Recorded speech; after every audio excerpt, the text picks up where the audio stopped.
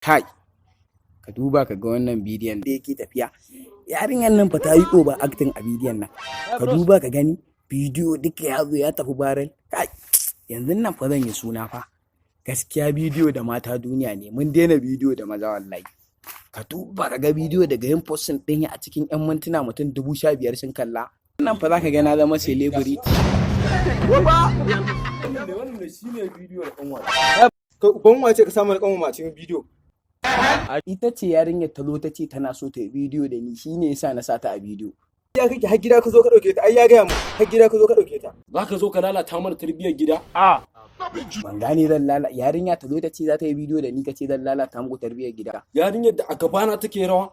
Haka nan dai haka yi wa gidan sahura mai dan bagalaji. Haka yi mata ita ma ko? Kwarai kuwa.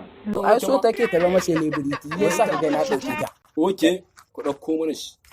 Ban gane malam ku wannan mace uwarsu wallahi. kakkare da mun nan Madira. Wallahi sannu. Kai.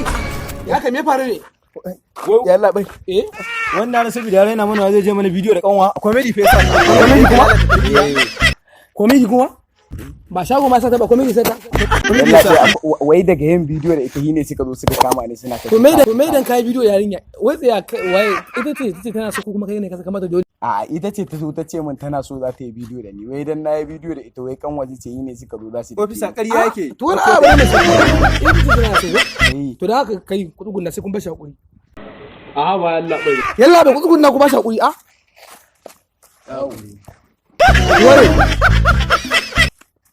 an gaya ma taɓa celebrity